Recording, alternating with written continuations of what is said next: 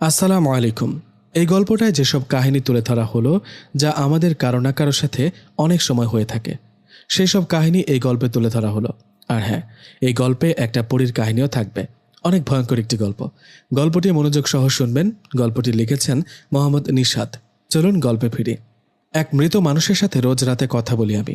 গত 3 দিন আগ থেকে আমার সাথে কী সব উল্টাপাল্টা ঘটনা ঘটে যাচ্ছে। আমি কি এসব স্বপ্নে দেখেছি নাকি বাস্তব জানি না। সাদা কাফনে মোড়ানো একটা লাশ রোজ রাতে আমার পাশে এসে শুয়ে থাকে। প্রথম দিন লাশটাকে দেখে প্রচণ্ডভাবে চিৎকার করেছিলাম, কিন্তু দুঃখের বিষয় কি জানেন? আমি চিৎকার করছি ঠিকই, কিন্তু আমার আওয়াজ কেউ শুনতে পাচ্ছে না। আমার বাড়িতে মা, বাবা ও ছোট বোন আছে। তারা আমার পাশের রুমেই ঘুমায়, কিন্তু এত জোরে চিৎকার দেওয়ার পরেও তারা কিছুই শুনতে পান না। শুধু কি তাই, আমি যে বিছানা থেকে উঠে দৌড় দিব সেটাও পারি না। আমার পা যেন অবশ হয়ে গেছে। এদিকে আমার এমন অবস্থা দেখে পাশে থাকা লাশটা হা হা করে হেসে ওঠে আর আমাকে বলে, পারবি না, কোথাও যেতে পারবি না, তুই মরবি, তোকে আমি নিয়ে যাব, শুধু সময়ের অপেক্ষা। এভাবে সে মৃত লাশটা আজ 3 রাত থেকে আমার সাথে কথা বলে। প্রথম প্রথম ভাবতাম এটা মনে হয় আমার মনের ভুল, এই কথাটা কাউকে বললে বিশ্বাস করবে না, পাগল বলবে। কিন্তু এভাবে 3 রাত একই ঘটনা ঘটার পরে বিষয়টা মা বাবাকে বললাম। আমার মুখে কথাটা শুনে মা বাবা হেসে উড়িয়ে দিলেন। মা বাবা আমার কথা বিশ্বাস না করায় চিন্তা করলাম বন্ধুদের সাথে বিষয়টা শেয়ার করি, দেখি ওরা কোনো উপায় পায় কিনা। এই ভেবে আমার 2টা বেস্ট বন্ধু জিসান ও সবুজের সাথে দেখা করলাম। ওদের সাথে দেখা করে আমার সাথে এই 3 রাত ঘটে যাওয়ার সব ঘটনা খুলে বললাম। আমার মুখে এই কথাগুলো শুনে জিসান ও সবুজ হাহা করে হাসতে হাসতে বলে, কি, মৃত লাশ তোর পাশে শুয়ে থাকে, তোকে ভয় দেখায়? কথা বলে? শালা, মিথ্যা বলার জায়গা পাস না, তাই না? এটা কি বিশ্বাস করার মতো কথা? আমি বললাম, বিশ্বাস কর ভাই, সত্যি আমার সাথে এরকম ঘটনা ঘটে। আমি মা বাবাকে ব্যাপারটা বললাম, ওনারাও তোদের মতো হাসি তামাশা করলো। সবুজ বলল, নিশাত, তুই যে কথাগুলো বললি এগুলো তোর মা বাবা কেন, কেউ বিশ্বাস করবে না। হয়তো স্বপ্ন টপ্ন দেখিস। আমি স্বপ্ন দেখি না ভাই, বাস্তব নিজের চোখে দেখি সব। নিজের চোখে কি দেখিস তুই? কোন গোরস্থান থেকে লাশ আসে তোর কাছে? আমার মনে হয় ওই লাশটা তোকে পছন্দ করে, বিয়ে করতে চায় তোকে। আমি বললাম, দেখ জিসান, মজা করিস না, আমি সিরিয়াসলি বলছি কথাটা। তো আমি কি মজা করছি নাকি? আমিও তো সিরিয়াসলি বলছি। ওটা তো ভূত লাশ রূপে আসে। ভূতটা তোকে পছন্দ করে বিয়ে করবে। দ্রুত বিয়েটা কর, আমরা বিয়েটা খাই। নাকি শারীরিক সমস্যা, বিয়ে করতে ভয় পাস? কি বললি? তবে রে, এ বলে জিসানের কথায় রেগে ওর গলাটা চেপে ধরলাম। ওদিকে জিসানও আমার গলা চেপে ধরল। শুরু হলো দুজনের মধ্যে মারামারি। আমাদের মারামারি দেখে সবুজ দুইজনকে ছাড়িয়ে বলে উঠল, এই কি করছিস কি? মজা করতে করতে মারামারি পর্যন্ত চলে গেলি। তোরা দুজন কি কোনোদিন ভালো হবি না? এই তো কদিন আগে কথা কাটাকাটি করে মারামারি করলি। তোদের দুজনের এত ঝগড়া লাগে কেন? আমাকে বলিস কেন? ওকে বল। ও মাঝে মধ্যে আমার সাথে ঝামেলা করে। তোর ঝামেলা বের করব, আগেই বলছি না? দেখিস অ্যাকশন শুরু হয়ে গেছে। সাবধানে কথা বল জিসান। সবুজ বলল, তোরা দুজনেই থাম। আপনারা 3জন বেস্ট ফ্রেন্ড, তাহলে কি শুরু করলি এসব? হ্যাঁ, আরে সব বিষয় নিয়ে মজা করলে কি ভালো লাগে বল? সবুজ বলল, আচ্ছা নিশাত, একটা কাজ করলে কেমন হয়? তোর কাছে নাকি রোজ রাতে ওই মৃত লাশটা আসে। তাহলে একটা কাজ করি, আমি আর জিসান আজ রাতে তোর রুমে গিয়ে লুকিয়ে থাকি। তাহলে প্রমাণ হবে তোর কথা আদৌ সত্য নাকি মিথ্যা। ঠিক আছে, আমি রাজি, আয়, আজকে রাতেই আয়। ওকে ঠিক আছে, তবে তাই হোক। যদি তোর কথা মিথ্যা হয় তাহলে কিন্তু তোর খবর আছে, বলে দিলাম। আচ্ছা ঠিক আছে, তাহলে এই কথাই রইল। আমি এখন চলে গেলাম, তোরা রাতে সময় মতো চলে আসিস। ওদের কথাটা বলে আমি বাড়িতে চলে আসলাম। বাড়িতে আসার পর ভালোই ভালোই দিনটা কেটে গেল। রাত তখন 10টা। কথা মতো জিসান ও সবুজ আমার রুমে আসলো। ওরা রুমে আসতেই আমি ওদের বললাম, এই তোরা ওই টেবিলের নিচে লুকিয়ে থাক, আমি রুমে লাইট অফ করে দেই। আজ প্রমাণ হবে আমি সত্যি বলি নাকি মিথ্যা বলি। আমার কথায় জিসান ও সবুজ লুকিয়ে পড়ল। আমিও রুমের লাইট অফ করে মিছিমিছি ঘুমের ভান করে শুয়ে রইলাম। এদিকে বেশ কিছুক্ষণ শুয়ে থেকে হঠাৎ পাশে তাকাতেই দেখলাম সেই লাশটা আমার পাশে শুয়ে আছে। লাশটাকে দেখে জিসান ও সবুজকে ডাকতে ডাকতে বললাম, কই তোরা, বেরিয়ে আয়, দেখ আমার কথা ঠিক কিনা। আমার কথাই ওরা দুজনেই বেরিয়ে এসে লাশটাকে দেখে হাসতে হাসতে বলল, আরে এটা তো লাশ। হ্যাঁ দেখ, আমার কথা তো বিশ্বাস করছিস না, এখন দেখ। আমার কথার জবাবে জিসান ও সবুজ দুজনেই বলল, আরে এটা আবার কঠিন কি, লাশ তো আমরাও হতে পারি। এই কথাটা বলে আমার চোখের সামনে জিসান ও সবুজ দুজনেই ওই লাশটার মতো রূপ নিল। এটা কিভাবে সম্ভব? ওরা কিভাবে লাশটার মতো হলো? আমার সামনে এখন 3টা লাশ, 3টা লাশ আমাকে বলছে, তুই মরবি, তোকে নিয়ে যাব। ওদের এই ভয়ঙ্কর কথাগুলো শুনে এক দৌড়ে দরজার দিকে কাছে গিয়ে দরজাটা খুলতেই চমকে উঠলাম, কারণ দরজার বাইরে দাঁড়িয়ে আছে জিসান ও সবুজ। আরে ওরা তাহলে এখানে? একটু আগে কাদের দেখলাম, আমার রুমে ওরা কারা? এই ভেবে পেছনে তাকিয়ে দেখি রুমে কেউ নেই। আরে ওই সাদা কাফনে মুড়ানো 3টা লাশ কোথায় গেল? রুমের লাশগুলোকে দেখতে না পেয়ে সবুজ ও জিসানের দিকে তাকালাম। এদিকে আমাকে এরকম অবস্থায় দেখে সবুজ বলল, কিরে নিশাত, সে কখন থেকে দরজায় কড়া নাড়ছি, শুনছিস না কেন? ঘুমিয়েছিলি নাকি? না রে ভাই, আসলে একটু আগে আমার সাথে অবাক করা একটা ঘটনা ঘটেছে। জানিস, আমি একটু আগে তোদের আমার রুমে আসতে দেখেছি। তোরা একটু আগে আমার রুমে আসছিলি, আর ওই সাদা কাফনে মোড়ানো লাশটার মতো হঠাৎ তোরাও লাশের রূপ নিলি। কি বলিস, পাগল হলি নাকি? আমরা তো এখনই তোর কাছে আসলাম, এই যে তোর সামনে। জিসান বলল, আরে বাদ দে ওর কথা, ও সত্যি সত্যি পাগল হয়ে গেছে। না, আমি ঠিক বলছি, মিথ্যা বলছি না, সত্যি। সবুজ বলল, এটা তো কোনোভাবেই সম্ভব না। একটু আগে কি হয়েছে জানি না, আমরা দুজন এখন আসলাম এটাই জানি। আমি ও জিসান এখন তোর রুমে লুকিয়ে থাকবো। এখন দেখি কোনো লাশ আসে তোর কাছে। ঠিক আছে, তাই কর, যা লুকিয়ে পড়। আমার কথায় জিসান ও সবুজ লুকিয়ে পড়ল। এদিকে আমি আবারও রুমের লাইট অফ করে মিছিমিছি চোখ বন্ধ করে শুয়ে পড়লাম। আমি শুয়ে পড়ার পর প্রায় আধা ঘন্টা চলে গেল। আধা ঘন্টা পর জিসান আমাকে বলে উঠল, নিশাত, কই তোর লাশ, কোথায়, আর কতটা অপেক্ষা করব? আর কিছুক্ষণ থাক, হয়তো দেখতে পারবি। আমার কথায় ওরা দুজন চুপ করে লুকিয়ে রইল। এভাবে কেটে গেল আরও 1 ঘন্টা। অন্যদিন রাতে তো ওই লাশটা আমার পাশে এসে শুয়ে থাকে, আজ এখন আসছে না কেন? এদিকে প্রায় 1 ঘন্টা হয়ে যায়, সবুজ ও জিসানের কোনো সারা শব্দ পাচ্ছে না। এইভাবে বিছানা থেকে উঠে জিসান ও সবুজকে ডাকতে যাব, ঠিক তখনই দেখলাম খুব ভয়ঙ্কর একটা ঘটনা। আমি দেখলাম দুটো লাশ জিসান ও সবুজের গলা চেপে ধরেছে। ওইদিকে সবুজ ও জিসান বাঁচার জন্য ছটফট করছে। এই দৃশ্য দেখে জিসান ও সবুজকে বাঁচাতে দৌড়ে গেলাম তাদের কাছে, আর বলতে লাগলাম, ছেড়ে দাও, ওদের মেরো না। এই কথাটা বলতে বলতে আমি ওদের কাছে যেতে সেই লাশ দুটোর মধ্যে একটা লাশ আমাকে ধরে ধাক্কা দিয়ে ফেলে দিল। আমি সজোরে ধাক্কা খেলাম দেওয়ালের সাথে। ওদিকে ততক্ষণে মাথা তুলে ওদের দিকে তাকাতে দেখলাম লাশ দুটো সবুজ ও জিসানকে মেরে ফেলেছে আমার চোখের সামনে। ওদের নিথর দেহ মাটিতে লুটিয়ে পড়ল। আমার সামনে জিসান ও সবুজকে মেরে ফেলায় আমি সেটা নিতে পারিনি, নিজেও জ্ঞান হারিয়ে পড়ে যায়। বেশ কিছুক্ষণ পর আমার যখন জ্ঞান ফেরানো হয় তখন চোখ খুলে আমি তো পুরোই অবাক, কারণ চোখ খুলতে দেখলাম জিসান ও সবুজ দুজনেই বেঁচে আছে। ওরা আমাকে বলছে, নিশাত, তুই ঠিক আছিস তো? ওদের কথা শুনে বিছানা থেকে উঠে ওদের বললাম, জিসান, সবুজ, বন্ধু, তোরা ঠিক আছিস? তোদের কিছু হয়নি তো? বেঁচে আছিস তোরা? মানে কি বলিস? আমাদের আবার কি হবে? কেন? আমি জ্ঞান হারানোর আগে তো দেখলাম ওই লাশ দুটো তোদের গলা চেপে মেরে ফেলেছে। কই, আমরা তো ঠিকই আছি, কোনো লাশ তো আমরা দেখিনি। লাশ আবার মারবে কিভাবে? হ্যাঁ, ঠিকই তো। উল্টো আমরা কি দেখলাম জানিস? আমি ও জিসান লুকিয়ে আছি লাশ দেখার জন্য। হঠাৎ তুই বিছানা থেকে উঠে আমাদের দিকে দৌড়ে আসলি আর বলতে শুরু করলি, ছেড়ে দাও, ওদের মেরো না। তোর কথা শুনে আমি ও জিসান তোকে স্পর্শ করতে তুই জ্ঞান হারিয়ে ফেললি। কি বলিস, তাই নাকি? তাহলে যে আমি দেখলাম, উফ, আমি সত্যি পাগল হয়ে যাব। এসব কি হচ্ছে আমার সাথে? জিসান, সবুজ, বন্ধু, বিশ্বাস কর, আমি এমনি এমনি জ্ঞান হারাইনি। আমি একটু আগে দেখেছি ওই ভয়ঙ্কর লাশ দুটো তোদের দুজনকে মেরে ফেলেছে, তাই তো ভয়ে জ্ঞান হারিয়েছিলাম। এদিকে সবুজ ও জিসানের সাথে আমার মা বাবাও আমার কথাগুলো শুনছিল। আমার কথাগুলো শুনে জিসান আমার মা বাবাকে বলল, আঙ্কেল, নিশাদের অবস্থা ভালো দেখছি না। আমার মনে হয় ওর ঘুম ঠিকমতো না হওয়ার কারণে এসব উল্টোপাল্টা জিনিস দেখে। হ্যাঁ আঙ্কেল, জিসান ঠিক কথাই বলেছে, আমারও তাই মনে হয়। আরে কি বলিস তোরা? না বাবা, আমি ঠিক আছি, আমার মাথায় বা শরীরে কোনো সমস্যা নেই। বাবা বলল, সমস্যা না হলে এসব কি 2 দিন থেকে এসব কি শুরু করেছিস? তুই নাকি লাশ দেখিস? আচ্ছা, লাশ কি হাঁটতে পারে যে হেঁটে হেঁটে তোর কাছে আসবে? বাবা, ওটা তো লাশ না, জিন ভূত হয়তো লাশের রূপে আসে। তোর এসব পাগলামি কথা বিশ্বাস করি না, আর আমি এসব জিন ভূতও বিশ্বাস করি না।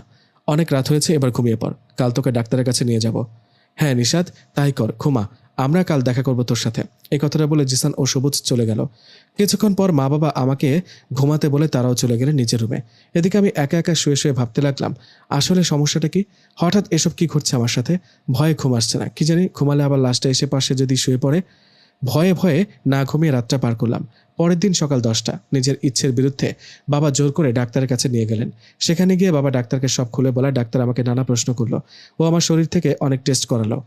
সব শেষে ডাক্তার বাবাকে বললেন, আপনার ছেলের তো কোনো সমস্যা দেখছি না, শুধু একটু ঘুমের প্রবলেম, এই, তাছাড়া বড় ধরনের কোনো সমস্যা তো দেখলাম না। ডাক্তারের কথা শুনে বাবাকে বললাম, দেখলে বাবা, বলেছিলাম না আমার কোনো সমস্যা নেই, বিশ্বাস তো করলে না, এখন চলো বাড়িতে যাব। এই বলে বাবা সহ ডাক্তারের ওখান থেকে বের হলাম। ঠিক তখন সবুজ ফোন করে বলল, নিশাদ, দেখা কর, কথা আছে। সবুজের কথায় ফোনটা রেখে বাবাকে বললাম, বাবা তুমি বাড়িতে যাও, আমি বন্ধুদের সাথে দেখা করে তারপর আসছি। আমার কথায় বাবা বাড়িতে চলে গেল। এদিকে আমি সেখানে আর দেরি না করে চলে গেলাম সবুজ ও জিসানের কাছে। ওদের কাছে যেতে দেখলাম সেখানে নাসরিন, আমার গার্লফ্রেন্ড, ও আমার দিকে রেগে মেগে তাকিয়ে আছে। ওখানে যেতে নাসরিন বলল, সমস্যা কি তোমার? 2 দিন ধরে ঠিকমতো কথা বলছো না, রাতে কল করেছি ফোন রিসিভ করছো না। এখন আবার সবুজ ও জিসানের কাছ থেকে শুনলাম কি পাগলামি শুরু করেছো, রাতে নাকি মৃত লাশকে দেখো। হ্যাঁ, সেজন্য তো তোমার সাথে কথা বলি না, আসলে জানি না হঠাৎ কেন আমার সাথে এসব কাহিনী শুরু হলো। নাসরিন বলো, ভয়ঙ্কর না ছাই, রিলেশন রাখতে চাও না সেটা বলো, এত অভিনয়ের কি হলো? আরে না, কি বলছো এসব? রিলেশন রাখবো না কেন? রাখবো, তুমি চলে গেলে আমার কি হবে? কেন, আমি আছি না? জিসান বলল। তখন আমার সাথে রিলেশন হবে? ও তো আমার ক্রাশ। আমি বললাম, মেরে মুখ ভেঙে দিব। মজা করছিলাম দোস্ত। এখন বল, ডাক্তার কি বলল? ডাক্তার বলল আমি সুস্থ আছি, আমার কিচ্ছু হয়নি। আচ্ছা, আজ আর বেশি আড্ডা দিতে পারবো না, বাড়িতে ফিরতে হবে। নাসরিন তুমি যাও, বাসায় যাও, আমি ফোন করব, কেমন? এই কথাটা বলে ওদের বিদায় দিয়ে বাড়িতে চলে আসলাম। রোজ দিনের মতো সেই দিনটাও ভালো কেটে গেল। সমস্যা হলো রাতে। সে রাতে আমার সাথে ঘটে গেল অবাক করা একটা ভয়ঙ্কর ঘটনা। ঘুমিয়েছিলাম, ঘুম থেকে হঠাৎ জেগে দেখি আমি কবরস্থানে শুয়ে আছি। শুধু কি তাই, আমার দুই পাশে সেই দুটো লাশ শুয়ে আছে। একবার ভাবুন তো, এমন অবস্থায় আপনার কেমন লাগবে?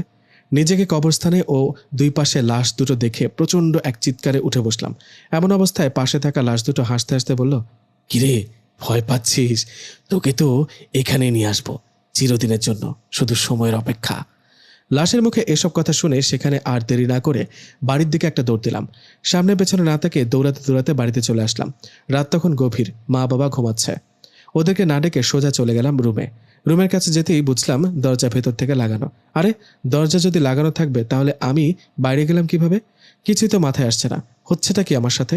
দরজা ভেতর থেকে লাগানো, কিন্তু আমার তো রুমে ঢুকতেই হবে। তাই অনেক ধাক্কাধাক্কি করে দরজার ছিটকিনি ভেঙে ভিতরে ঢুকলাম। রুমের লাইট তখনও অফ ছিল। রুমে ঢুকে লাইটটা জ্বালাতেই চমকে উঠলাম। বুকের মাঝে ধুক করে উঠল, কারণ আমি লাইট জ্বালাতেই দেখলাম আমি আগে থেকে বিছানায় শুয়ে আছি। আমি নিজেই নিজেকে দেখছি বিছানায় শুয়ে আছি।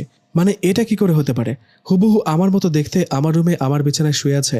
এমন অবস্থায় নিজের চোখকে যেন বিশ্বাস করতে পারছিলাম না। কি হচ্ছে কি এসব? এই ভেবে মনে সাহস নিয়ে কথা বলে উঠলাম। আমি বললাম, কে কে আপনি? আমার কথায় হঠাৎ ধুম ধরে বিছানায় শুয়ে থাকা আমার মতো দেখতে অবয়বটা চোখ খুলে আমার দিকে ভয়ঙ্করভাবে তাকালো। এদিকে ওনার ভয়ঙ্কর চাহনি দেখে আমি বেহুশ হয়ে পড়ে গেলাম। আমার যখন হুঁশ ফেরে তখন নিজেকে দেখলাম বিছানায় শুয়ে আছি, পাশে মা বাবা বসে আছে। আমার হুঁশ ফিরতেই মা বাবা বলে উঠল, কি নিশাদ, রুমের কি অবস্থা? দরজা খোলা রেখে বিছানা ছেড়ে তুই নিচে গিয়ে ঘুমিয়েছিলি কেন? আবার কতক্ষণ ধরে তোর মা আর আমি তোকে ডাকছি, কিন্তু তোর হুঁশ ফিরছে না। কি নেশা টেশা করছিলি নাকি? না বাবা, আমি কোনো নেশা করিনি। এভাবে গত রাতে ঘটে যাওয়া সব ঘটনা মা বাবাকে খুলে বললাম। আমার কথায় বাবা আবারও বকাঝকা করতে লাগলো। ওনারা কোনোভাবেই আমার কথা বিশ্বাস করছে না। বন্ধুরা, মা বাবা কেউ আমার কথা বিশ্বাস করে না, কিন্তু আমি তো বুঝি আমি কি অসুবিধার মধ্যে আছি। মা বাবাকে আরও কিছু না বলে উঠে ফ্রেশ হয়ে নাস্তা করে বেরিয়ে পড়লাম। কোথায় বেরিয়ে পড়লাম জানেন? আমাদের মসজিদের ইমামের কাছে। উনি টুকটাক কবিরাজি জানেন। জিন ভূতের কোনো সমস্যা থাকলে কিছুটা হলেও সমাধান দেওয়ার চেষ্টা করবেন। তো কথা মতো বাড়ি থেকে বেরিয়ে ওই ইমামের কাছে চলে গেলাম। ওনার বাড়িতে যাওয়ার পর আমি বললাম, আসসালামু আলাইকুম হুজুর, ভালো আছেন? ইমাম সাহেব বললেন, ওয়ালাইকুম আসসালাম। তোমাকে তো চিনতে পারলাম না বাবা। হুজুর, আপনি যে মসজিদে নামাজ পড়ান আমি সেই মসজিদের মুসল্লি। আমার বাড়ি এই তো কিছুটা দূরে। বাবার নাম বললে চিনবেন। এখন তো বৃদ্ধ হয়ে গেছি, তাই কাউকে ভালো মতো চিনি না। তা বাবা, আমার কাছে কেন এসেছো? খুব একটা বড় সমস্যায় পড়ে আপনার কাছে এসেছি হুজুর।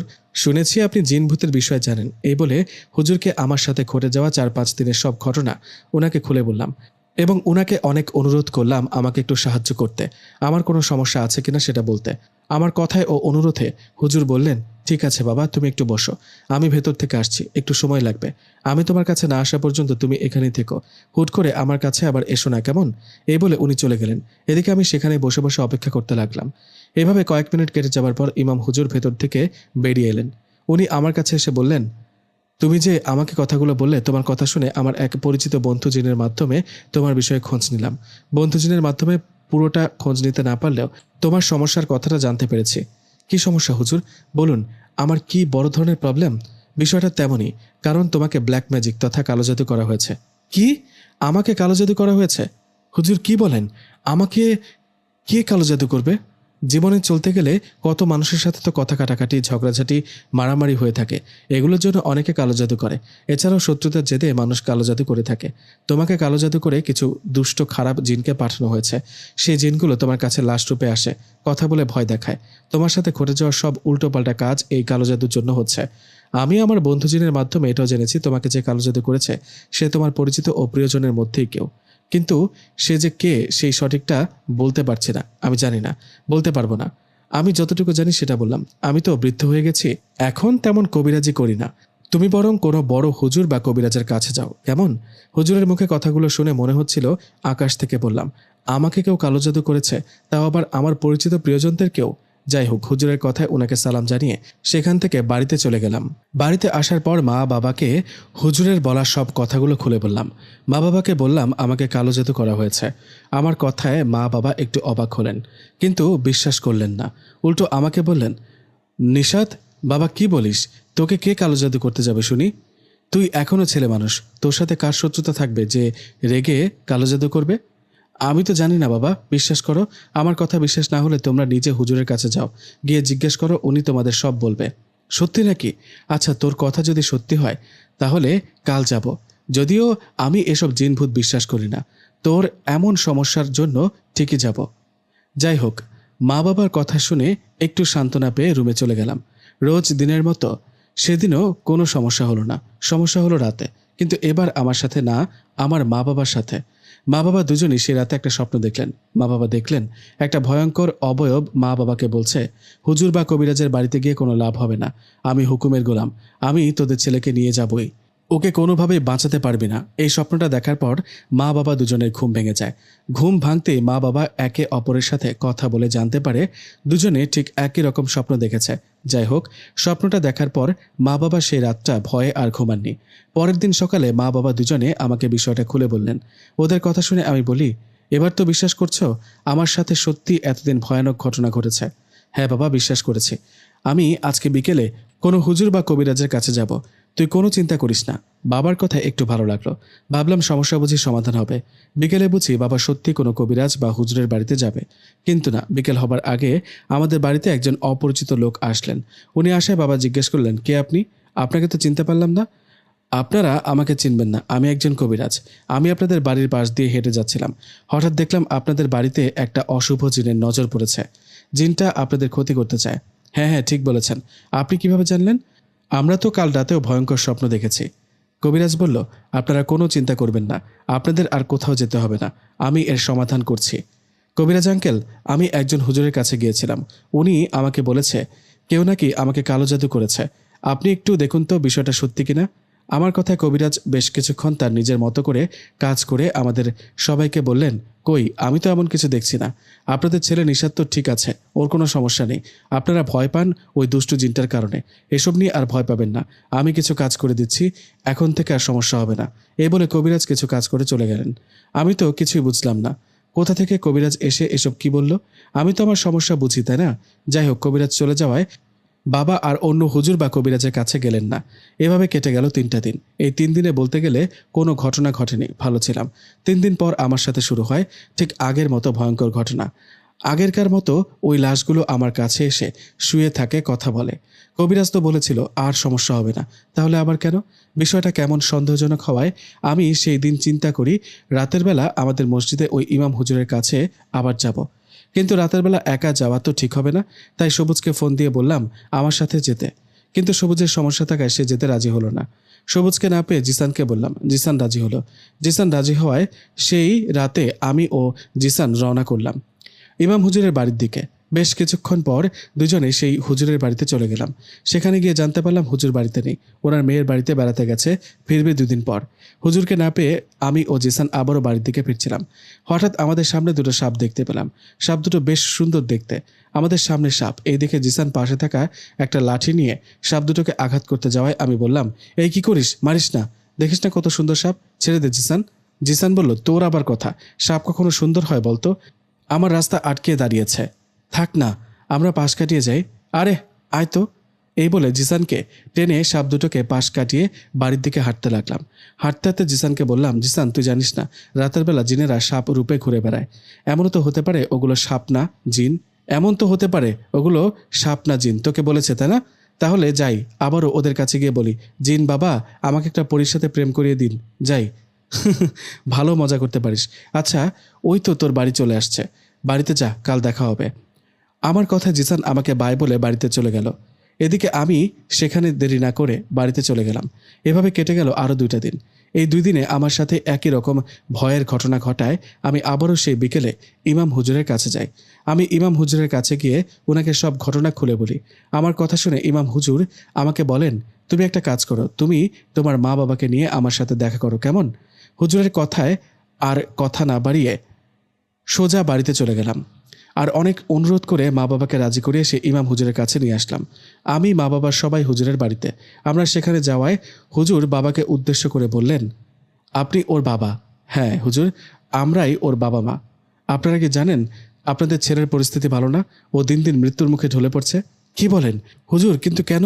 আপনার ছেলেকে তো আমি আগেও বলেছি ওর ওপর কালো জাদু করা হয়েছে। ওকে আপনাদের বলেনি? হ্যাঁ বলেছিল, কিন্তু বিশ্বাস করিনি। পরে আবার একজন কবিরাজ এসেছিল আমাদের বাড়িতে। ওই কবিরাজ তো আবার বলেছিল নিশাদকে কোনো কালো জাদু করা হয়নি, ও ঠিক আছে। একটা খারাপ জিনের নজর নাকি পড়েছে আমাদের ওপর। হুজুর বলল, আপনাদের বাড়িতে কবিরাজ আসছিল বুঝি? হ্যাঁ, একজন কবিরাজ এসেছিল। না, ও কোনো কবিরাজ নয়। মানে কবিরাজ নন? তাহলে কে উনি? আপনার ছেলে কিছুক্ষণ আগে আমার কাছে আসছিল। আমি ওকে বলেছি আপনাদের ডেকে নিয়ে আসতে।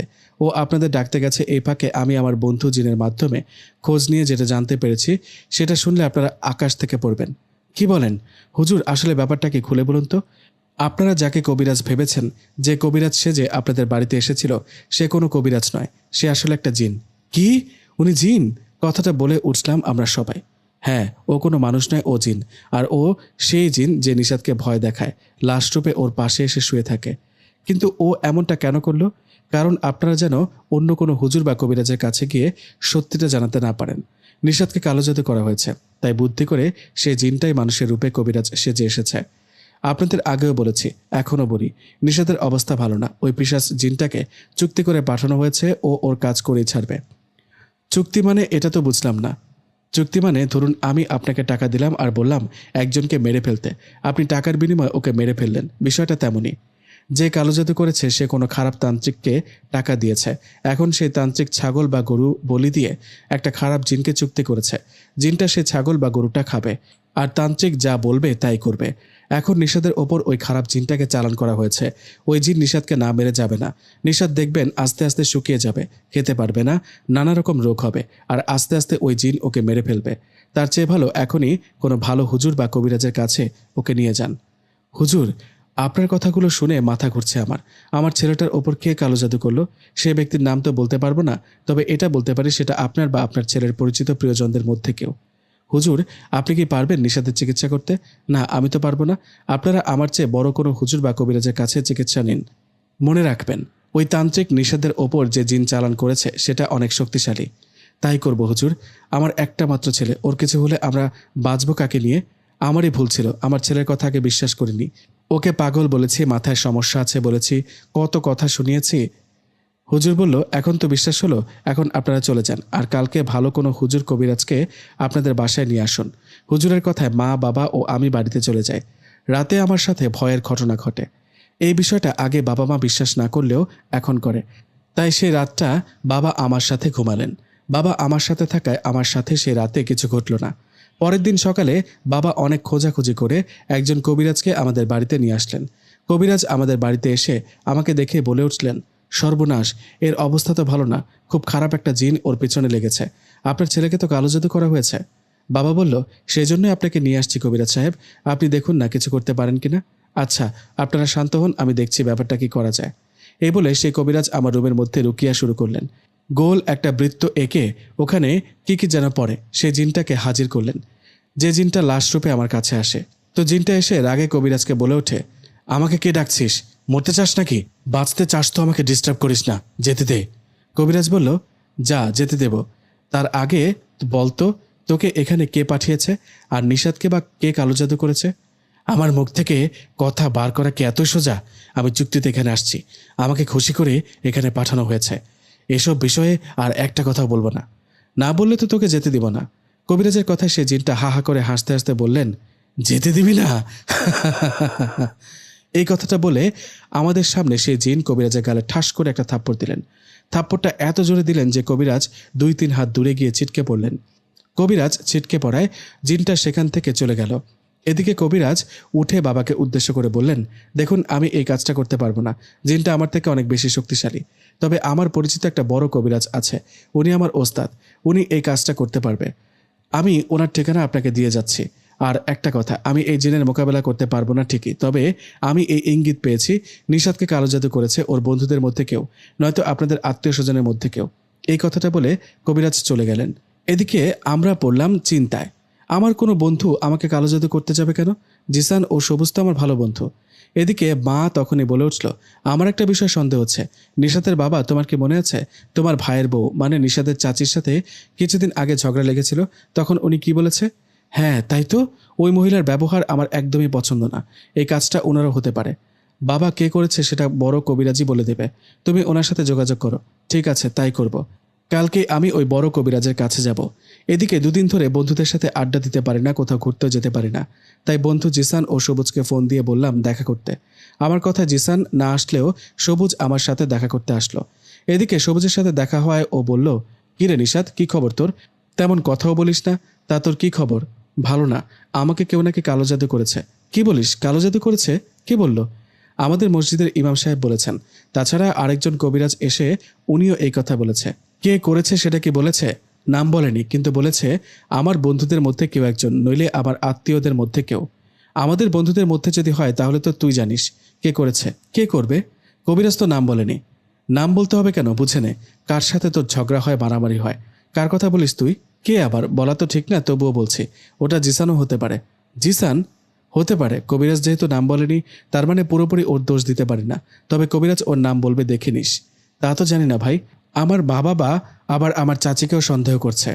ও, তোর চাচিও সন্দেহের মধ্যে আছে? কাল বড় কবিরাজ আসুক, উনি এসে দেখি কি বলে। ঠিক আছে, তাই কর। আচ্ছা তাহলে ভালো থাকিস, বাইরে থাকা যাবে না, বাড়িতে যেতে হবে। এই বলে আমি বাড়িতে চলে আসলাম। বাড়িতে আসার পরের দিন বাবা সেই বড় কবিরাজকে নিয়ে আসলেন।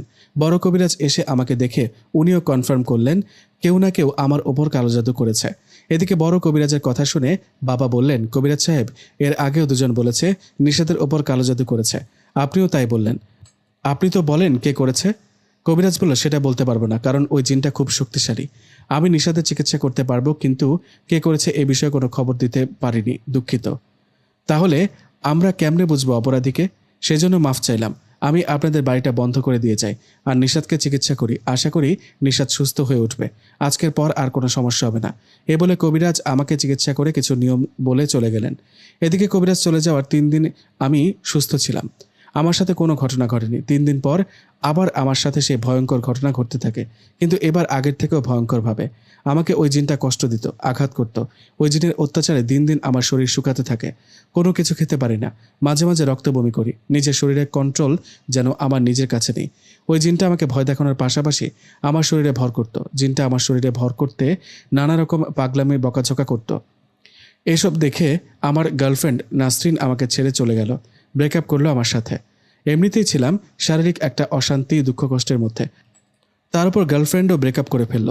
দুঃখ আর কষ্টের সময় যে পাশে থাকে না, সে কি করে প্রকৃত প্রেমিক হতে পারে?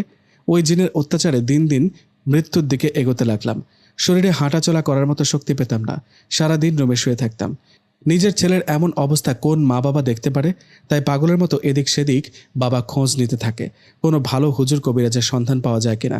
শেষমেশ কি হয়, সব কবিরাজি এসে ওই একই কথা বলে। সবাই এসে আমাকে দেখে চিকিৎসা করে, কিন্তু 2-1 দিন পর আবার সে ভয়ানক কাহিনী শুরু হয়। আমার শরীরের অবস্থা ভালো না দেখে আমাকে আবারও হাসপাতালে ভর্তি করানো হয়। সেখানে কিছুদিন থাকার পরও শরীরে কোনো উন্নতি না হওয়ায় মা বাবা আমাকে আবারও বাড়িতে নিয়ে আসেন। বাড়িতে আসার পর এভাবেই 2-1 দিন কেটে যায়। 2 দিন পর আমাদের বাড়িতে একজন হুজুর আসেন। ওনাকে দেখে বাবা বললেন, আসসালামু আলাইকুম, কে আপনি? ওয়ালাইকুম আসসালাম, আমাকে চিনবেন না। আসলে আমাকে বড় হুজুর পাঠিয়েছে। মনে আছে কিছুদিন আগে একজন বড় কবিরাজকে নিয়ে আসছেন আপনার ছেলের চিকিৎসা করতে? আসলে উনি আপনার ছেলের চিকিৎসা করার পরও তো নিষাদের সমস্যা হয়, তাই না? তাই উনি লজ্জায় আপনাদের কাছে আসতে পারেনি। উনি আমার বন্ধু, আমিও একজন কবিরাজ বলতে পারেন। তবে আমি কালো জাদু স্পেশালিস্ট। কালো জাদুর বিষয়ে কোনো সমস্যা হলে আমি সমাধান করতে পারি ভালো। সবাই তো একই কথা বলে। ছেলেটা দিন দিন মৃত্যুর মুখে ঢলে পড়ছে। দেখুন, আপনি আসছেন, দেখুন ওকে, দেখেন কোনো কিছু করতে পারেন কিনা। বাবার কথায় ওই হুজুর আমার কাছে এসে আমাকে দেখলেন আর আমার সাথে কি কি ঘটে সব ঘটনা শুনলেন। সব শুনে ওই হুজুর বাবাকে বললেন, আপনার ছেলের অবস্থা তো ভালো না, খুব খারাপ। তবে আমি ওর চিকিৎসা করতে পারবো ইনশাল্লাহ, ও সুস্থ হবে। কিন্তু একটা শর্তে আমি ওর চিকিৎসা করাবো, ভালো করব। বাবা বলল, সত্যি আপনি ওকে সুস্থ করতে পারবেন? বলেন আপনার কি শর্ত? হুজুর বলল, আমার একটা মেয়ে আছে, আপনার ছেলে সুস্থ হলে আমার মেয়েটার সাথে বিয়ে দিতে হবে। যদি আমার শর্তে রাজি হন তাহলে আমি ওর চিকিৎসা করিয়ে ওকে সুস্থ করব। বাবা বলল, এটা কেমন শর্ত? আর আপনার মেয়ের সাথে আমার মেয়ের বিয়ে মানে? আপনার মেয়ে কি আমার ছেলেকে দেখেছে নাকি? হুজুর বলল, হ্যাঁ দেখেছে। আপনারা জানেন না হয়তো, আমার মেয়ে আপনার ছেলের সাথে একই কলেজে পড়ে। আমার মেয়ে আপনার ছেলেকে মনে মনে পছন্দ করে, কিন্তু কখনো বলেনি। এখন বলেন, আপনি কি আমার শর্তে রাজি? বাবা বলল, যদি আমার ছেলে পুরোপুরি সুস্থ হয় তাহলে আপনাকে কথা দিলাম আপনার মেয়ের সাথে নিশাদের বিয়ে দেব। ছেলেকে হারানোর চেয়ে সুস্থ করে আপনার মেয়ের সাথে বিয়ে দেওয়া ভালো। তাহলে আমি কাজ শুরু করি। আমার সাথে খুব শক্তিশালী একটা জিন থাকে, আমি ওর মাধ্যমে সব খবর জানতে পারি। হুজুর, আমার একটা কথা আছে। আগের সব হুজুর কবিরাজ ব্যর্থ হয়েছে। নিশাদকে কে কালো জাদু করেছে তার নাম বলতে। আপনি কি জানেন ওকে কে কালো জাদু করেছে? অবশ্যই জানি। শুনবেন কে কালো জাদু করেছে? অবশ্যই, বলেন বলেন। হুজুর বলল, কথাটা শুনে তার ওপর ভীষণ রাগ হবে, কিন্তু আমি কিছু না বলা পর্যন্ত ওদের কিছু বলবেন না। ঠিক আছে, বলুন, কে আমার ছেলেকে কালো জাদু করেছে? আপনার ছেলেকে কালো জাদু করেছে আপনার ভাইয়ের বউ, মানে নিশাদের চাচি। শুধু তাই নয়, নিশাদের ওপর আরও কালো জাদু করেছে ওর বন্ধু। কোন বন্ধু সেটা নিশাদ 2-1 দিন গেলে বুঝে যাবে। ওকে একজন নয়, 2জন কালো জাদু করেছে। 2জন কালো জাদু করায় আগের হুজুর বা কবিরাজ কেউ আসল ঘটনা খুঁজে বের করতে পারেনি। নিশাদকে কে কালো জাদু করেছে তার নাম বলতে পারেনি। কি? 2জন আমার ছেলেকে কালো জাদু করেছে? বলে উঠল বাবা। এদিকে আমিও অবাক, আমার চাচি ছাড়াও আমার বন্ধু আমাকে কালো জাদু করেছে। এদিকে বাড়িতে আসা সেই হুজুর বলল, অবাক হওয়ার কিছু নেই, আর এখন এসব ভাবার সময় নয়। নিশাদকে বাঁচাতে হবে। আমি নিশাদ ও আপনাদের বাড়িতে কিছু কাজ করে দিয়ে যাই। আশা করি আজকের পর আর কোনো সমস্যা হবে না। এতে কি কাজ হবে? আগেরবারও অনেক হুজুর কবিরাজ এমন করে কাজ করেছিল, তাতে তো কোনো লাভ হয়নি। 2-3 দিন পর আবারও সমস্যা শুরু হয়েছে। হুজুর বলল, আগে যা হয়েছে হয়েছে, আগের কথা বাদ দেন। জিনের মোকাবেলা করবে জিন। আপনার ছেলের পেছনে যে 2টো জিন লেগেছে, ওই 2টার সাথে যুদ্ধ করবে আমার সাথে থাকা জিন। আশা করি সমস্যা হবে সমাধান, ইনশাল্লাহ। তাই যেন হয়। কিন্তু মনে রাখবেন, আমি আজ নিশাদের চিকিৎসা করে চলে যাচ্ছি ঠিকই, আবার 7 দিন পর আসবো, আর 7 দিন পর আমার মেয়ের সাথে নিশাদের বিয়ে হবে। এই বলে হুজুর আমাদের বাড়ি থেকে সবার কাছ থেকে বিদায় নিয়ে চলে গেলেন। হুজুর চলে যাওয়ার পর এক এক করে 3 দিন চলে যায়। এই 3 দিনে আমার সাথে কোনো সমস্যা হয় না, আর আমি আস্তে আস্তে সুস্থ হতে থাকি। আগের থেকে শরীরটা বেশ ভালো, হাঁটাচলা করতে পারি। তাই চিন্তা করলাম বন্ধুদের সাথে দেখা করব। আমার জানা দরকার আমার সাথে বিশ্বাসঘাতকতা কে করলো। এই ভেবে বাড়ি থেকে বেরিয়ে বন্ধুদের সাথে দেখা করতে যাচ্ছিলাম। তখনই রাস্তায় জিসানের সাথে দেখা হলো। ওর সাথে দেখা হতেই আমি বেশ রেগেমেগে ওর দিকে তাকালাম, কারণ আমার সন্দেহ হয় এই কাজটা জিসান করতে পারে। এদিকে আমার সাথে জিসানের দেখা হওয়ায় ও বলল, কিরে নিশাদ, বন্ধু কই যাস? তোর শরীরের কি খবর? ওই মুখে আমাকে বন্ধু বলবি না। কি করলি আমার সাথে এমনটা? কি করলাম? আমি তো কিছু করিনি। কিছু করিসনি তাই না? জানিস, 3 দিন আগে একজন হুজুরের মাধ্যমে জানতে পারি আমাকে কালো জাদু করা হয়েছে। আর কার নাম বলেছে জানিস? বন্ধুদের। আমার বন্ধুরাই নাকি আমাকে কালো জাদু করেছে। আমার বন্ধু তো তুই আর সবুজ ছাড়া কেউই নেই। ও এই কথা? আয় আমার সাথে। আমি কোথায় যাব? আয় না, আয় বলছি। এ বলে আমার হাত ধরে জিসান এক জায়গায় নিয়ে গেলেন। সেখানে গিয়ে জিসান বলল, দেখ ওদের চিনতে পারিস কিনা দেখ তো। আরে ওটা সবুজ না? ও কোন মেয়েকে নিয়ে বসে আছে? দেখ ভালো করে দেখ, ওটা আর কেউ না, তোর গার্লফ্রেন্ড নাসরিন। আমি এটা কি দেখছি? ওরা 2জন একসাথে মানে? মানে বুঝিস না? মানে সবুজ তোর গার্লফ্রেন্ডকে পছন্দ করে, নাসরিনকে ভুলভাল বুঝিয়ে রিলেশনে গেছে, আর সবুজই তোকে কালো জাদু করেছে। জিসানের কথায় মাথায় আকাশ ভেঙে পড়ল। এটা কি হলো? সন্দেহ করেছে কাকে আর ভিলেনকে? আমি ভেবেছিলাম জিসান আমাকে কালো জাদু করেছে কারণ মাঝে মধ্যে ওর সাথে ঝগড়া ও মারামারি লাগতো তাই। কিন্তু সবুজ তো আমার সাথে কখনো ঝামেলা করেনি, খুব শান্ত ছিল। সেই সবুজ শেষমেশ কিনা এরকম একটা ঘটনা ঘটালো। কিন্তু সবুজ কেন এসব করলো সেটা জানতে 1 পা 2 পা করে এগিয়ে যেতে লাগলাম ওদের কাছে। আমি ওদের কাছে যেতে ওরা 2জনে চমকে উঠল। সবুজ বলল, নিশাত তুই? ওর কথা শুনে কোনো কথা না বলে ওর দিকে রেগে তাকিয়ে রইলাম। এদিকে আমাকে রেগে তাকাতে দেখে সবুজ বলল, না মানে ঘুরতে আসছি। কলেজের শেষে ভাবলাম নাসরিন ও আমি 2জনে একটু ঘোরাফেরা করি, তাই এখানে বসে আছি। ওর কথাগুলো শুনে কোনো কথা না বলে ঠাস করে একটা থাপ্পড় দিয়ে বললাম, এই তোর বন্ধুত্ব? এদিকে তখনই নাসরিন বলে উঠল, নিশাত, মানে তুমি যেটা ভাবছো সেটা বিষয়টা এমন নয়। নাসরিনের কথা শুনে ওর গালে ঠাস করে একটা থাপ্পড় দিয়ে বললাম, তুমি চুপ করো। এই জন্য আমার সাথে ব্রেকআপ করেছিলা? তোমার মতো বেয়াদব মেয়ে আমি জীবনও দেখিনি। আমি মৃত্যু মুখ থেকে ফিরে আসছি, খুব কষ্টে ছিলাম। কষ্টের সময় আমার পাশে না থেকে উল্টো ব্রেকআপ করে আমারই বন্ধু সবুজের সাথে রিলেশনে আসছো? ভালোই হয়েছে। 4 দিন পর আমার বিয়ে, এসো বিয়ে খেয়ে যেও আমার। কি, তোমার বিয়ে? হ্যাঁ বিয়ে। এখন চোখের সামনে থেকে চলে যাও, নইলে আবারও হাত উঠে যাবে। আমার কথা নাসরিন সেখান থেকে চলে গেল। এদিকে আমি সবুজকে বললাম, কেন কেন করলি এমনটা? তুই না আমার বন্ধু, বন্ধু হয়ে বন্ধুকে কালো জাদু করতে পারলি? কই, আমি তো কালো জাদু করিনি। অনেক হয়েছে, দয়া করে অভিনয় বন্ধ কর। বল তাড়াতাড়ি, কেন করলি? আসলে সবই তো জেনে গেছিস, এখন আর কিছু লুকাবো না। কি করব বল? তুই, আমি, জিসান তিনজনই ভালো বন্ধু। নাসরিনও আমাদের সাথে পড়ে। তোরা ভালো করে জানতি নাসরিন আমার ক্রাশ, ওকে পছন্দ করি। এত কিছু জেনেও নিশাদ তুই নাসরিনের সাথে রিলেশনে গেলি। তোদের দুজনের রিলেশন হবার পর আমি ভেতরে ভেতরে খুব জ্বলছিলাম। আমি সেদিন থেকে প্রতিজ্ঞা করি তোদের দুজনের রিলেশন আমি রাখবো না।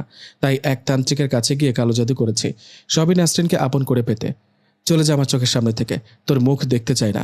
আজকের পর থেকে না তুই আমার সাথে যোগাযোগ রাখবি না আমি। আমাকে রেগে কথা বলতে দেখে সবুজ মাথা নিচু করে সেখান থেকে চলে গেল। এদিকে তখন জিসানকে বললাম, জিসান বন্ধু মাফ কর আমায়, কিছু মনে করিস না, আমি তোকে ভুল বুঝেছিলাম। আমি আসল বন্ধু চিনতে পারিনি।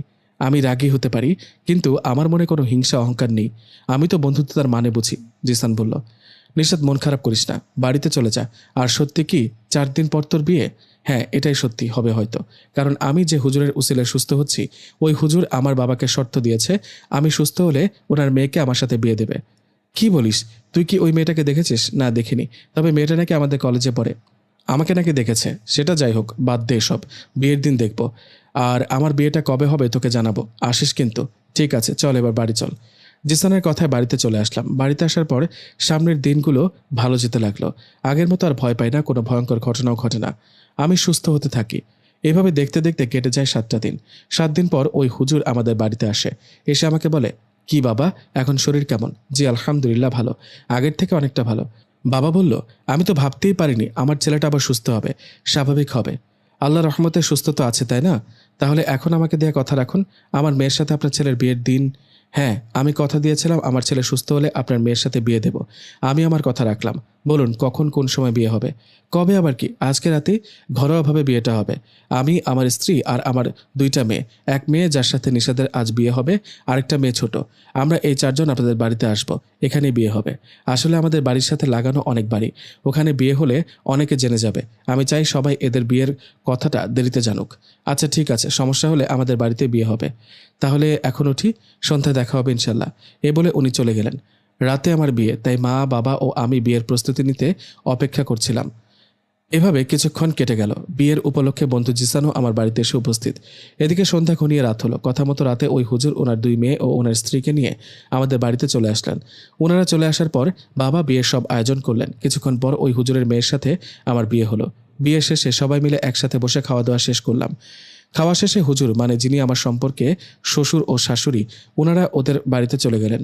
এতদিন রিলেশন করেছিলাম অন্য মেয়ের সাথে, আজ বিয়ে করলাম অন্য আরেকটা মেয়েকে। মেয়েটাকে এখনও দেখিনি, নামও জানি না, কিন্তু এখন তো ও আমার বিয়ে করাবো। তাই মেয়েটাকে জিজ্ঞেস করলাম, আচ্ছা আজ আমাদের বিয়ে হলো, কিন্তু দেখুন না আমি এখনও আপনার নাম জানি না। নাম কি আপনার? আমাকে তুমি করে বলেন, নিজের বউকে কেউ আপনি করে বলে নাকি? আমার নাম মণি। ওহ মণি, সুন্দর নাম। আচ্ছা মণি, তুমি নাকি আমাকে আগে থেকে চিনতে, শুনলাম পছন্দ করো। হ্যাঁ, তোমাকে কলেজে অনেকবার দেখেছি। আমি তোমাকে চিনলেও তুমি আমাকে চিনতে না। ও ভালো। দেখো মণি, তোমাকে আগে কখনো দেখিনি, আজ বিয়ের পর দেখলাম, তোমার সম্পর্কে জানলাম। বুঝুই তো, হুট করে তো তোমাকে মনে জায়গা দিতে পারবো না, আস্তে আস্তে হয়ে যাবে। ঠিক আছে, আমি বুঝতে পেরেছি। আরেকটা কথা শোনেন, এখন থেকে সাবধানে চলবেন। আপনাকে তো কালো জাদু করেছে, বাবার মুখে শুনেছিলাম। সাবধানে থাকবেন, যেন ওরা আবার তোমার ক্ষতি করতে না পারে। থাকবো, তোমাকে টেনশন করতে হবে না। আমাদের কথার মাঝে মা রুমে আসলেন, এসে মনির সাথে কথা বলতে লাগলেন। যাই হোক, বিয়েতে হলো। এভাবে মনি আর আমার সংসার, আমাদের দিনকাল চলতে লাগলো ভালোই। আমার উপর আর কোনো সমস্যা হয় না। আমি রাতে আর ওই ভয়ঙ্কর কোনো অবয়বকে দেখি না। এভাবে বেশ কয়েকদিন কেটে যাবার পর আমি পুরোপুরি সুস্থ হই। সুস্থ অবস্থায় কিছুদিন চলার পর এক রাতে হঠাৎ আমার ঘুম ভেঙে যায়। ঘুম ভাঙতেই আমি দেখি আমার পায়ের কাছে কে যেন বসে আছে। আসলে মানুষের মতো যে কিছু একটা, সেটা কিন্তু না, ছায়ার মতো কিছু একটা। আমি ঘুম থেকে জেগে যাওয়ায় ওই ছায়ার মতো অবয়বটা দ্রুত সেখান থেকে চলে গেল। এটা আমি কি দেখলাম? আমার কি চোখের ভুল ছিল নাকি? পাশে আমার বৌমণি শুয়ে আছে। একবার ভাবলাম মনিকে কি ডাকবো, আরেকবার না থাক, ও আবার শুনে যদি ভয় পায়। এই ভেবে আমি আবারও ঘুমিয়ে পড়লাম। সত্যি ঘুমাইনি, মিছিমিছি চোখ বন্ধ করেছিলাম। ভাবলাম কিছু দেখতে পাই কিনা, কিন্তু না, এবার আমি কিছুই দেখতে পেলাম না। কিছু দেখতে না পেরে ঘুমিয়ে পড়লাম। আর সকালে ঘুম থেকে উঠে বাবাকে সব ঘটনা খুলে বললাম। আমার মুখে কথাটা শুনে বাবা বলল, আবার ঘটনা শুরু হলো নাকি? তোর শ্বশুর তো বলেছিল তোর সাথে আর কিছু ঘটবে না, তাহলে রাতে ওই কালো ছায়াটাকে দেখলি কিভাবে? তা তো জানি না বাবা। আচ্ছা একটা কাজ করি, আমি বরং আমার শ্বশুরের কাছে যাই, ওনার কাছে গিয়ে সব খুলে বলি, দেখি উনি কি বলে। ঠিক আছে, তাই কর। বাবার কথায় আমি রওনা করলাম মনির বাবা মানে আমার শ্বশুর বাড়ির দিকে। বেশ কিছুক্ষণ পর শ্বশুর বাড়িতে পৌঁছে শ্বশুরকে সব খুলে বললাম। ওনাকে বললাম, আমি তো গত রাতে একটা কালো ছায়া দেখেছি, আমার পায়ের কাছে বসে আছে। আমি জেগে যাওয়ায় ওই ছায়াটি দ্রুত চলে গেল। আমার কথাগুলো শুনে শ্বশুর বাবা বললেন, দেখো বাবা, এতে ভয়ের কিছু নেই। যতক্ষণ না দেখবা সশরীরে কোনো অবয়ব তোমার সামনে আসে, ততক্ষণ পর্যন্ত ভয় পাবা না। আর একটা কথা, আমার সাথে থাকা জিনকে মাঝে মধ্যে আমি তোমার কাছে পাঠাই তোমাদের দেখে আসতে কোনো সমস্যা হয় কিনা জানতে। হয়তো আমার সাথে থাকা সে জিনটাকে দেখেছ, তুমি কোনো ভয় পাবা না। এরকম কিছু দেখলে আমি তোমাদের খেয়াল রাখবো, কেমন? শ্বশুর বাবার কথায় মন থেকে ভয়টা কেটে গেল। ওখানে বাবার সাথে কিছুক্ষণ কথা বলে খাওয়া দাওয়া করলাম। খাবার শেষে বাড়িতে ফিরলাম। বাড়িতে ফেরার সময় সবুজকে দেখলাম রাস্তায় দাঁড়িয়ে আছে, আমার দিকে তাকিয়ে আছে, মনে হচ্ছে কিছু বলতে চায়। আমি ওর মতো ধোঁকাবাজ বেইমানের সাথে কথা বলতে চাই না। এই ভেবে বাড়িতে চলে আসলাম। বাড়িতে আসার পর মনি বলল, আসছো? বাবা কি বলল? বড় কোনো সমস্যা কি? না, চিন্তা করো না। বাবা বললেন তেমন কোনো সমস্যা না। ওহ, তাহলে ভালো। আচ্ছা, ফ্রেশ হয়ে নাও, খাবার দিচ্ছি আমি। না, এখন খাবো না, তোমাদের বাড়িতে খেয়ে আসছি। তুমি খেয়ে নাও, আমি একটু বাইরে যাব জিসানের সাথে দেখা করতে। এই বলে বাড়ি থেকে বেরিয়ে বন্ধু জিসানের সাথে দেখা করলাম। ওর সাথে দেখা হতেই জিসান বলল, নিশাত, কি অবস্থা তোর? এই তো আছি আলহামদুলিল্লাহ, ভালো। আর তো কোনো সমস্যা হয়নি, তাই না? না রে, এখন সুস্থ আছি। জানিস, আজকে শ্বশুরবাড়ি থেকে ফেরার সময় সবুজকে দেখেছিলাম। আমার দিকে কেমন করে তাকিয়েছিল। ওর কথা বাদ দে, একটা কথা তো তোকে বলাই হয়নি। সবুজ তো তোকে কালো জাদু করে তোর গার্লফ্রেন্ড নাসরিনকে পটিয়ে রিলেশনে গিয়েছিল, কিন্তু জানিস 2-3 দিন আগে ওদের ব্রেকআপ হয়েছে। কি বলিস, তাই নাকি? ওদের রিলেশন তো হলো কিছুদিন হলো। কি জানি, দেখ গিয়ে তোর মতো সবুজ নাসরিনকেও কালো জাদু করে পটিয়েছিল কিনা। এসব জাদু করে কি মানুষকে আপন করা যায় বলতো? প্রেম ভালোবাসা আসে মন থেকে। জোর করে একটা মেয়ে বা ছেলেকে রিলেশনে নিয়ে আসলে কি ওটাতে শান্তি হয় বল? সেটা ঠিক বলেছিস। এখন কি হলো? নাসরিন তোকে ভুলে সবুজের সাথে প্রেম করলো। প্রেম আর টিকলো না, ব্রেকআপ হলো। আর এদিকে তোকেও হারালো, কারণ তুই এখন বিবাহিত। নিশাত, একটা বিষয় সাবধান করি, সবুজের কিন্তু ব্রেকআপ হয়েছে। ও কিন্তু আবারও ঝামেলা করতে পারে, তাই সাবধান থাকবি, কেমন? হ্যাঁ, অবশ্যই। ভালো থাকিস বন্ধু, সময় করে বাড়িতে আসিস, কেমন? আচ্ছা, ঠিক আছে, সাবধানে থাকিস। বন্ধু জিসানের সাথে বেশ কিছুক্ষণ আড্ডা ও কথা বলা শেষে বাড়িতে চলে আসলাম। বাড়িতে আসার পর সেই রাতের ঘটনা। রাতের খাবার শেষে শুয়ে পড়লাম। শুয়ে পড়তেই গত রাতের কথা মনে পড়ল। গত রাতের মতো আজকেও যদি কোনো কালো ছায়াকে দেখি আমার পাশে আছে, তখন কি হবে? এইভাবে ঘুমানোর ভান করে শুয়ে রইলাম। আমি দেখতে চাই আমার রুমে কে আসে। কথা মতো চুপ করে চোখ বন্ধ করে শুয়ে রইলাম। এভাবে 1-1.5 ঘন্টা চুপ করে শুয়ে থাকার পর একসময় আমি দেখলাম আমার রুমে জানালা ভেদ করে আস্তে আস্তে একটা অবয়ব রুমে ঢুকছে। কিন্তু আজ আমি ওই অবয়বটাকে দেখছি। কিন্তু এটা আমি কি দেখছি? এটা তো কোনো ভয়ঙ্কর অবয়ব না। এটা তো কোনো মেয়ের মতো অবয়ব, খুব সুন্দর দেখতে। তাহলে কি এটা ভয়ঙ্কর কিছু না? এটা কি পরী? পরী আমার রুমে আসছে কেন? এদিকে সেই পরীর মতো সুন্দর অবয়বটা আস্তে আস্তে আমার পায়ের কাছে এসে দাঁড়ালো। পরী হোক বা জিন, ভালো হোক বা খারাপ, আমার পায়ের কাছে এসে দাঁড়িয়েছে। এটা দেখে ভয়ে বলে উঠলাম, কে কে ওখানে? এই বলে উঠে বসতে ওই পরীটা বাতাসে মিলে গেল। এদিকে মনি তখন জেগে আমাকে বলল, এই তুমি এখনো জেগে আছো? ঘুমাওনি যে? না, মানে ঘুমিয়েছি, হঠাৎ ঘুম ভেঙে গেল। তুমি ঘুমাও। আমার কথায় মনি কোনো কথা না বলে ঘুমিয়ে পড়লেন। এদিকে আমিও ঘুমালাম। এসব আবার কি শুরু হলো আমার সাথে? কিছুদিন আগে লাশ দেখতাম, অনেক ভয়ঙ্কর ঘটেছিল আমার সাথে। মাঝখানে তো ভালো ছিলাম, এখন আবার পরী আমার কাছে আসতে শুরু করলো কেন? কি চায় আমার কাছে? পরী কি আমাকে কিছু বলতে চায়? আমি কি কথা বলবো? এইভাবে পরের দিন রাতে আবারও জেগে অপেক্ষা করতে লাগলাম। বেশ কিছুক্ষণ পর আগের রাতের মতো জানালা ভেদ করে ওই পরীটা আস্তে আস্তে আমার রুমে ঢুকে আমার পায়ের কাছে এসে দাঁড়ালো। আজ পরী পায়ের কাছে এসে দাঁড়াতে আমি বললাম, আপনি কে? কথা বলুন, আমি আপনার সাথে কথা বলতে চাই। আমার কথায় পরী তো কোনো উত্তর দিল না। আজকেও আমার আওয়াজ পেয়ে চলে গেল। কি ব্যাপার? পরীর সাথে কথা বলতে চাই বলে না। ও কি চায় আমার কাছে? আমার কাছে যদি ভালো মতলবে আসতো তাহলে তো কথা বলতো। ওর আবার খারাপ উদ্দেশ্য নিয়ে আমার কাছে আসে না তো। বিষয়টা এখনই শ্বশুর বাবাকে বলতে হবে। উনি ওনার সাথে থাকে, জিনের মাধ্যমে খোঁজ নিয়ে দেখবেন কোনো সমস্যা কিনা। এসব ভাবতে ভাবতে ঘুমিয়ে পড়লাম। পরের দিন সকালে শ্বশুর বাবার সাথে দেখা হতেই আমি কিছু না বলার আগে উনি আমাকে বললেন, জামাই বাবা, তুমি আসছো, ভালোই হলো। তুমি না আসলে আমি তোমার কাছে যেতাম। কেন বাবা, কোনো সমস্যা কি? হ্যাঁ, আসলে তোমাকে নিয়ে আবারও ষড়যন্ত্র করছে তোমার বন্ধু সবুজ। তোমাকে কালো জাদু করে ব্যর্থ হওয়ায় সেই কবিরাজও রেগে আছে তোমার উপর। সেই কবিরাজ খারাপ জিনকে দিয়ে তোমাকে মারতে ব্যর্থ হওয়ায় উনি আবারও তোমার উপর কালো জাদু করতে চায়। কিন্তু এবার যে জিনটাকে পাঠাবে সে জিন উল্টোপাল্টা কিছু করবে না, সুযোগ পেলেই তোমাকে মেরে ফেলবে। তাই বলি একটু সাবধানে থাকবে। আর পারলে তোমার ওই বন্ধুটার সাথে দেখা করো, ওকে বুঝিয়ে বলো। তাই তো বলি, রাতে পড়ি আসে কিসের জন্য? কি জানি এটা ভালো না খারাপ। আচ্ছা বাবা, ঠিক আছে, আমি সবুজের সাথে কথা বলবো, ওকে বুঝিয়ে বলবো। ওকে, তুমি চলে যাও, আর বেশি চিন্তা করো না, আমি তো আছি, বড় কোনো সমস্যা হলে আমাকে জানাবে। শ্বশুর বাবার কথায় বাড়িতে চলে আসলাম। বাড়িতে এসে ভাবলাম সবুজ আমার সাথে আবারও এমনটা করলো। এখনই ওর সাথে দেখা করে বুঝিয়ে বলি, এটাই ভালো হবে। এই ভেবে সবুজকে ফোন করে ওর সাথে দেখা করলাম। দেখা হতে ও বলল, কি রে, আমার সাথে তো কথা বলিস না, আজ আবার কি হলো? কি কারণে দেখা করতে বললি বল? কেন দেখা করতে বলছিস সেটা হয়তো এতক্ষণে বুঝে গেছিস। সবুজ, তুই কি কখনো ভালো হবি না? তুই কেন আবারও আমাকে কালো জাদু করার চেষ্টা করছিস বলতো? কে বললো এসব তোকে? আমার শ্বশুর বাবা বলেছে, উনি কবিরাজ জানে। দেখ, এসব আমি কিছু জানি না। মিথ্যা বলছিস তুই। বাবা বলেছে। শুধু তুই না, তুই যে কবিরাজের কাছে গিয়ে আমাকে কালো জাদু করছিস, তিনিও আমার উপর রেগে আছেন। সেটা হতে পারে। কবিরাজ তোর উপর রেগে থাকলে আমি কি করব বল? তুই মানা কর, ওনাকে বল আমার পিছনে না লাগতে। আচ্ছা ঠিক আছে, তুই আজ সন্ধ্যার পর রেডি থাকবি, আমি ওই কবিরাজকে ডাকবো। তুই ওনার সাথে কথা বলে দেখিস, ওনাকে বুঝিয়ে বলিস। ঠিক আছে, তাই করব। ওকে, তোকে সন্ধ্যার পর কল করলে আমার সাথে দেখা করিস। সবুজের কথায় রাজি হয়ে বাড়িতে চলে গেলাম। বাড়িতে যাবার পর রাতের খাবার শেষে অপেক্ষা করতে লাগলাম সবুজ কখন ফোন করে। এদিকে আমার অপেক্ষা দেখে মনি বলল, কি গো, ঘুমাবা না? কারোর জন্য কি অপেক্ষা করছো? হ্যাঁ, একটু বাইরে যেতে হবে। এই বলতে না বলতে সবুজ ফোন দিল। ওর ফোন রিসিভ করতেই সবুজ বলল, নিশাত আয়, আমি কবিরাজকে নিয়ে আসছি। সবুজের ফোন পেয়ে বিছানা থেকে উঠে দাঁড়ালাম। তখনই মনি বলল, কি হলো? ফোন কে করেছে? কোথায় যাচ্ছ? মনি, সবুজ আর কবিরাজ মিলে আমাকে আবারও কালো জাদু করতে চাচ্ছে। এটা আমি তোমার বাবার কাছ থেকে জেনেছি। বাবা বলেছে বন্ধু সবুজ আর কবিরাজকে বুঝিয়ে বলতে, ওরা যেন আবারও আগের মতো ভুল না করে। এখন বাইরে যাচ্ছি সবুজ আর কবিরাজের সাথে কথা বলতে। আমিও যাব তোমার সাথে, তোমাকে একা যেতে দিব না। আরে না, রাতের বেলা তোমার যেতে হবে না। ভয় পেও না, আমার কিচ্ছু হবে না। না না, আমি তোমাকে একা যেতে দিব না। দয়া করে আমাকে সাথে নিয়ে চলো। কেমন ঝামেলায় বললাম। আচ্ছা চলো। আমার কথায় মনি উঠে আমার সাথে যেতে লাগলো। দুজনে হেঁটে হেঁটে একসময় সবুজের দেওয়া ঠিকানায় চলে গেলাম। জায়গাটা ফাঁকা ও নিরিবিলি। আমি সবুজের কাছে গিয়ে বললাম, সবুজ, ওনাকে নিয়ে আসছিস? হ্যাঁ, নিয়ে আসছি। এই যে ইনি সেই কবিরাজ, কথা বল। কবিরাজ সাহেব, আপনার সাথে তো আমার কোনো শত্রুতা নেই। আপনি কেন আমার পেছনে লেগে আছেন বলেন তো? আমি আমার ভুল বুঝতে পেরেছি বাবা। আজকের পর থেকে আর তোমার পেছনে লাগবো না, জ্বালাবো না। কারণ আজকের পর থেকে তুমি বেঁচেই থাকবা না। মানে? সবুজ, উনি কি বলে এসব? হ্যাঁ ভাই, উনি ঠিকই বলে। আমাকে মাফ করে দিস, কারণ আজকের পর আর বেঁচে থাকবে না। তোকে আমি এখানে এমনি এমনি ডাকিনি, ডেকেছি মেরে ফেলতে। তবে আমরা মারবো না, তোকে মারবে কবিরাজের পালিত জিন। ভেবেছিলাম তোকে একাই মারবো, কিন্তু তুই তোর সাথে করে তোর বউকে নিয়ে আসছিস। এখন তোর সাথে সাথে তোর বউকেও মেরে ফেলবে ওই জিন। সবুজ, তোকে ভালো হবার সুযোগ দিয়েছিলাম, ভালো হলি না। দেখ, তোর শত্রুতা আমার সাথে, আমাকে যা করবি কর। মনিকে যেতে দে, ওর কোনো দোষ নেই। ওর দোষ তো ও তোর বউ।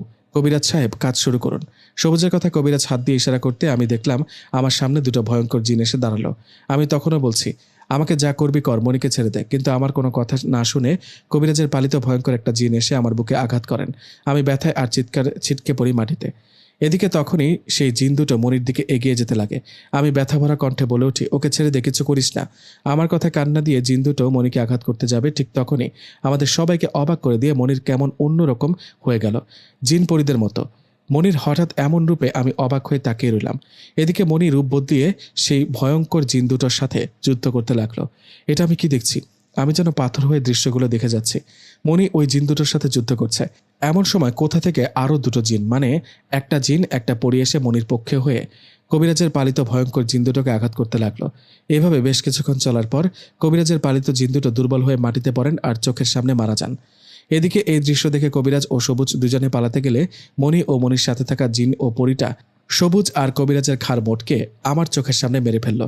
আমি তো এসব স্বপ্ন দেখছি না, বাস্তব। কি হচ্ছে এসব? সবুজ ও কবিরাজের দেহ পড়ে আছে মাটিতে। এদিকে একটু আগে মনির কাছে আসা জিন ও পরিটা চলে গেল। ওরা চলে যাওয়ার পর মনি এক পা দুই পা করে আমার সামনে এসে বলল, কি অবাক হচ্ছে তাই না? ভাবছো আমার মধ্যে কোনো আত্মা ঢুকেছে কিনা? না, আমার মাঝে কোনো আত্মা ঢুকেনি। আমি নিজেই একটা পরি। কি, তুমি পরি? হ্যাঁ নিশাত, আমি একটা পরি। তোমার বউমণি একটা পরি। কি মাথায় আসছে না তো কিভাবে কি হলো? চলো বাড়িতে চলো, বাড়ি গিয়ে সব বলবো, চলো। মনির এসব কথা নিজেকে ধরে রাখতে পারিনি, জ্ঞান হারিয়ে পড়ে গেলাম।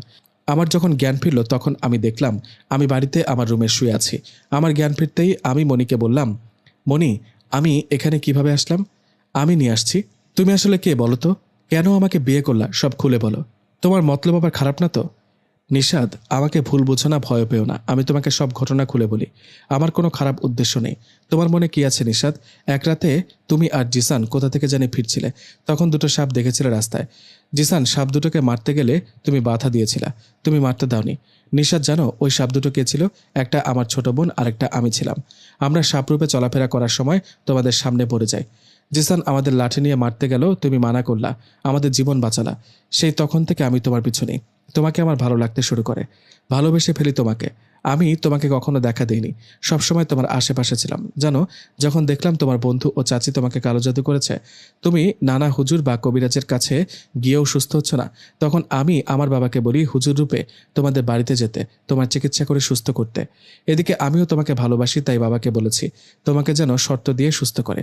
তুমি সুস্থ হলে যেন তোমার সাথে আমার বিয়ে হয়। বাবাও আমার কথা রাজি হয়ে তোমাদের কাছে গিয়েছিল। নিষাদ, আমরা জিন জাতি, জানো, তোমার অবস্থা ভালো ছিল না। যদি তোমার জীবনে আমি না আসতাম তাহলে তোমাকে বাঁচানো যেত না, কারণ তোমাকে দুজন কালো জাদু করেছে। আমি বললাম, ওহ, এই তাহলে ঘটনা। আচ্ছা, আমার একটা কথা আছে। আমি 2-3 দিন ধরে রাতে একটা পরীকে দেখছি আমার রুমে আসতে। ওটা কি তুমি ছিলা? না, আমি তো তোমার পাশেই শুয়েছিলাম। তুমি যে পরীটাকে দেখতে, ওটা আমার ছোট বোন। বাবা আমার ছোট বোনকে আমাদের কাছে পাঠাতো তোমাকে দেখে রাখতে, তোমাকে যেন সবুজ বা ওই কবিরাজ কিছু করতে না পারে। হো আচ্ছা, সব কিছু কেমন স্বপ্ন স্বপ্ন লাগছে। দেখো, এটা স্বপ্ন না, বাস্তব। জানি আমার আসল পরিচয় জেনে তুমি অবাক হয়েছ, কিন্তু নিষাদ, আমি পরি হলেও তোমাকে খুব ভালোবাসি আর বাসবো। তুমি আমার স্বামী। তোমার কেউ ক্ষতি করবে, মেরে ফেলতে চাইবে, এটা আমি কিভাবে মেনে নেই বলো? সবুজ ও কবিরাজ তোমাকে মেরে ফেলতে চেয়েছিল, উল্টো আমি আমার বাবা ও বোন ওদের মেরে ফেলেছি। আর বাকি রইল তোমার চাচি, তাই না? বাবা, খুব তাড়াতাড়ি একটা খবর পাবা। পরি বলতে না বলতে পাশের রুম থেকে বাবা ডাক দিয়ে বলল, নিষাদ, সর্বনাশ হয়েছে, একটা ভয়ানক ঘটনা ঘটেছে। তোর চাচি যে তোকে কালো জাদু করেছে, তার লাশ নাকি পাওয়া গেছে। ওনাকে দেখে নাকি মনে হয় কেউ ভয়ানকভাবে তাকে মেরে ফেলেছে। আমি ও তোর মা তোর চাচার বাড়িতে যাচ্ছি, তুই বৌমাকে নিয়ে একটু পরে আসিস। এই বলে মা বাবা চলে গেলেন। এদিকে মনিকে বললাম, এটা কি হলো? চাচিকে কে মারলো? তোমার বাবা না বোন? কেউ না, তোমার চাচি মারা গেছে তার পাপের কারণে। তোমাকে যে কালো জাদু করে জিনকে পাঠিয়েছে, সেই জিন তো তোমাকে মারতে ব্যর্থ হয়েছে। তোমাকে মারতে ব্যর্থ হওয়ায় তোমার চাচিকে উল্টো মেরে চলে গেছে। নিষাদ, তোমাকে সহ সব মানব জাতিকে বলি, কেউ কখনো কাউকে কালো জাদু করো না, এটা খুব পাপ কাজ। কালো জাদু করে কেউ কখনো ভালো থাকতে পারেনি, উল্টো তারই ক্ষতি হয়েছে। মনির মতো আমিও বলছি, কালো জাদু খুব খারাপ কাজ, খুব পাপ কাজ। আপনি কাউকে ভালোবাসার জন্য কালো জাদু করতে পারেন, তাবিজ কবচ, তাকে কিছু খাওয়ানো, এগুলো করতে পারেন, কিন্তু এগুলোর মেয়াদ বেশি দিন থাকে না। কিছুদিন পর কালো জাদুর প্রভাব ঠিকই কেটে যায়, আর পরে অশান্তি শুরু হয়। কালো জাদু করে কারো ক্ষতি করতে যাবেন না, উল্টো আপনার ক্ষতি হবে। কেউ কখনো কালো জাদু করে থাকলে তওবা করে ফিরে আসুন। অনেকের প্রশ্ন হতে পারে, মনির সাথে এখন কি হলো? মা বাবা এই বিষয়টা জানে কিনা? না, বাবা এখনো জানে না। মনি এখনও মানুষরূপে সংসার করছে আমার সাথে। পরীর বাবা ও বোন ও মানুষরূপে এসে দেখা করে আমাদের সাথে কথা বলে। এতক্ষণ আপনারা যে গল্পটা শুনলেন সেটা শুধুই একটা গল্প ছিল, সত্যি কাহিনী মনে করবেন না কেউ। গল্পটা আপনাদের কাছে কেমন লেগেছে অবশ্যই কমেন্ট করে জানাবেন।